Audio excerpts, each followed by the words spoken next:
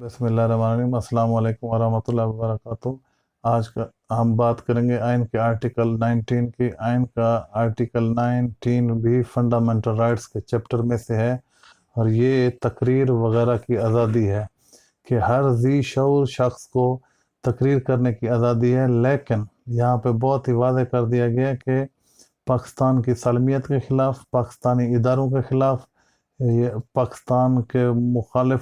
مخالفت میں یا پاکستان کے دشمنوں کے حق میں کوئی تقریر نہیں کی جائے گی، اور اس میں توہین عدالت کے زمرے میں بھی کوئی ایسی تقریر نہیں کی جائے گی، کوئی ترغیب نہیں دی جائے گی، کوئی ایسی بات نہیں کہی جائے گی جو پاکستان کی سالمیت، پاکستان کے ادارے اور عدالت عالیہ اور عدالت عظمیٰ کے خلاف ہو۔ بات تہذیب اور اخلاق کے دائرے میں رہتے ہوئے دوستانہ تعلقات کی بنیاد پہ آپ بات کر سکتے ہیں، تقریر کر سکتے ہیں، عوام کے فلاح و بہبود کے لیے تقریر کر سکتے ہیں، اپنے حقوق کے لیے تقریر کر سکتے ہیں، لیکن یہاں پہ پاکستان کی سالمیت، پاکستان کے اداروں، عدالتوں کے خلاف کوئی تقریر نہیں کر سکتے، اور پاکستان کے دشمنوں کے حق میں پاکستان میں رہتے ہوئے کوئی تقریر نہیں کر سکتے۔ چونکہ یہ ہمارا ملک اسلامی جمہوریہ پاکستان ہے، تو اس میں سب سے زیادہ جو واضح پیغام ہے وہ یہ ہے کہ اللہ تعالیٰ کی حاکمیت اور حضور پاک صلی اللہ علیہ وآلہ وسلم کی شان کو مد نظر رکھنا ہوگا،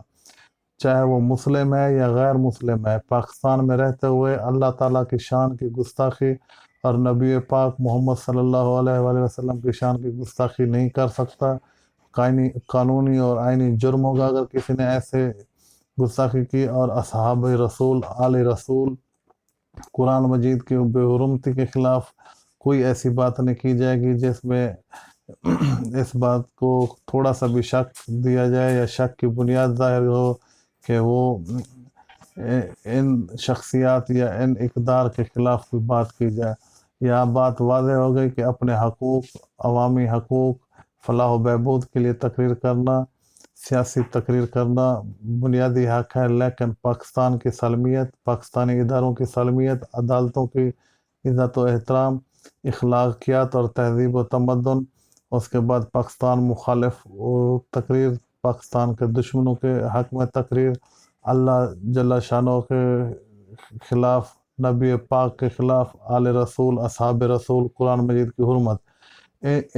ان کے خلاف آپ کوئی ایک الفاظ بھی نہیں کہہ سکتے۔ اگر کوئی خلاف الفاظ کہیں گے تو آپ قانون کے مطابق جرم کے مرتکب ہوں گے، اور قانون و آئین کے دائرہ کار کے اندر جو جرم کا ارتکاب ہوگا اس کی سزا متعین ہے، اور اس کے مطابق اس شخص کو سزا دی جائے گی۔ اگر کوئی ذی شعور ہے، پاگل ہے، وہ اگر کوئی بات کہتا ہے تو وہ واضح ہو گیا کہ وہ ذی شعور ہے یا پاگل ہے، تو اس کے لیے رعایت کا کہیں نہ کہیں کوئی خانہ ہے۔ لیکن جو شعور رکھتا ہے، تعلیم یافتہ ہے، بالغ عاقل ہے، وہ اس زمرے میں کوئی بھی ایسی تقریر نہیں کر سکتا۔ دوسرا یہ ہے کہ اسلامی معاشرے میں جو ہے نا ہم رہتے ہیں، اور اسلامی معاشرے کے اقدار کو بھی مد نظر رکھنا ہوگا۔ میڈیا کو بھی اس میں آزادی اس حد تک ہوگی کہ وہ مثبت بات عوام تک پہنچا سکتے ہیں، مثبت خبریں دے سکتے ہیں، عوام کے فلاح و بہبود کے پروگرام چلا سکتے ہیں۔ وہ بھی اپنے کسی ایسے پروگرام میں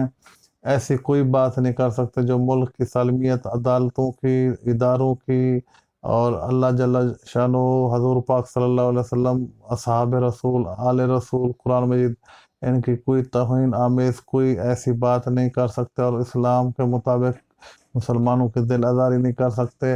اور پاکستان کے آئین کے مطابق پاکستانی شہریوں کی کوئی دل آزاری نہیں کر سکتا۔ تو یہ تمام تر چیزیں جو ہیں یہ واضح کر دی گئی ہیں کہ اس میں تقریر کی بنیادی حقوق کے زمرے میں کس طرح کی تقریر کی جائے۔ دوسرا یہاں پہ بڑی واضح بات ہے کہ اسلامی جمہوریہ پاکستان میں کسی قسم کی کوئی فحش تقریر نہیں کی جا سکتی، فحاشی کے مضمون پہ تقریر نہیں کی جا سکتی، فحاشی کے مواد کے بارے میں بھی تشریح نہیں کی جا سکتی۔ تمام تر شہریوں کو ذاتی زندگی کا تحفظ دیتے ہوئے تقریر کی جائے گی، کسی کو اکسایا نہیں جائے گا، کسی کو غلط ترغیب نہیں دی جا سکتی، غلط رستے پہ دعوت نہیں دی جا سکتی تاکہ وہ کسی غلط کام یا گناہ کا مرتکب نہ ہو۔ تو یہ تمام تر چیزیں اس آئین کے آرٹیکل 19 میں واضح کر دی گئی ہیں۔ آئین کے آرٹیکل 19 کے تحت اظہار رائے کی آزادی میں صاف شفاف الیکٹریکل سسٹم کے تحت ووٹ ڈال کر کسی سیاسی پارٹی کا چناؤ بھی کیا جا سکتا ہے، لیکن ایسی کسی سیاسی پارٹی کا حصہ نہیں بنا جا سکتا جو پاکستان کی سالمیت اور اسلام کے مخالف ہو۔ تو یہ ہے آئین کا آرٹیکل 19۔